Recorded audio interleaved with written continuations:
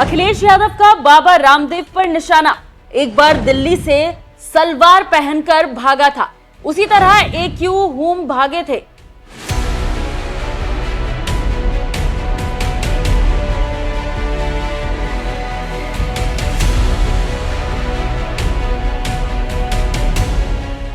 नमस्कार, news express देख रहे हैं आप। आपके साथ मैं हूं खुशबू राय।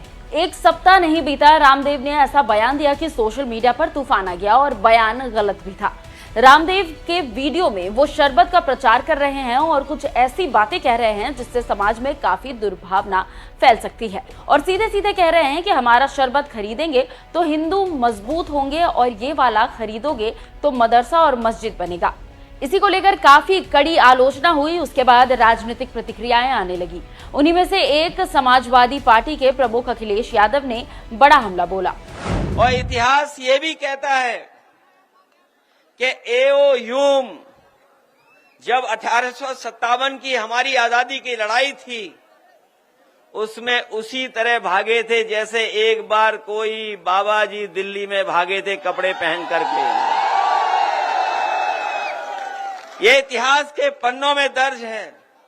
और इतिहास ये भी कहता है कि एओ ह्यूम जब 1857 की हमारी आजादी की लड़ाई थी, उसमें उसी तरह भागे थे जैसे एक बार कोई बाबा जी दिल्ली में भागे थे कपड़े पहन करके। ये इतिहास के पन्नों में दर्ज है। तो सुन लिया आपने कि क्या कह रहे हैं अखिलेश यादव और क्यों।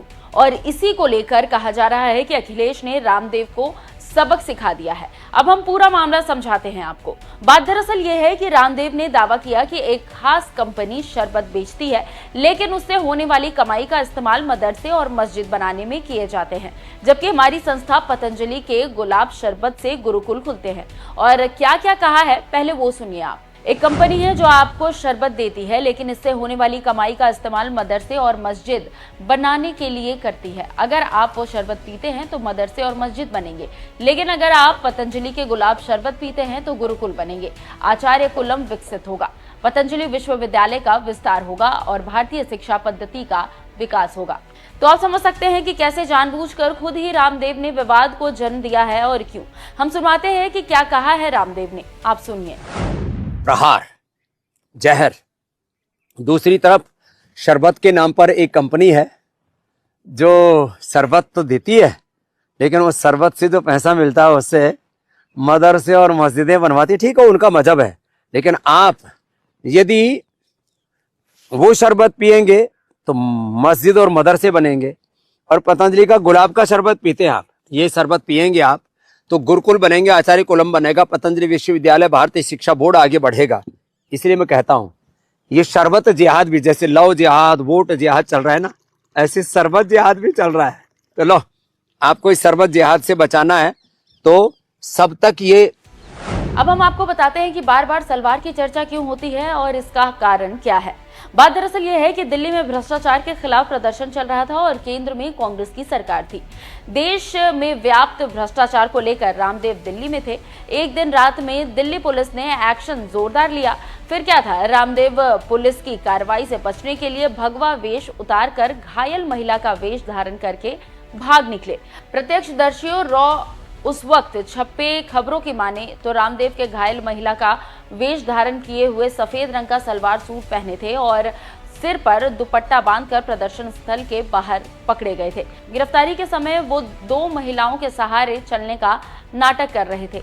इस घटना को लेकर रामदेव ने दिल्ली पुलिस की आलोचना करते हुए तब कहा था कि पुलिसकर्मियों ने निर्दोष महिलाओं और बच्चों पर हमला किया। बंद शामियाना में आंसू गैस के गोले दागना पुलिस की सबसे हिंसक कार्रवाई थी और आरोप लगाया कि पुलिस ने किसी भी घायल व्यक्ति को अस्पताल में रहने नहीं दिया। मैं व्यक्तिगत स्तर पर प्रधानमंत्री मनमोहन सिंह का सम्मान करता हूं, लेकिन उन्होंने अपना राष्ट्रीय कर्तव्य नहीं निभाया। तभी से आज तक जो भी लोग रामदेव का विरोध करते हैं तो कभी कभी दिल्ली की घटना को याद करते हैं और हमला करते हैं। शायद अखिलेश यादव ने भी रामदेव को लेकर यही निशाना साधा है। अब देखना होगा कि आगे रामदेव अखिलेश का क्या जवाब देते हैं।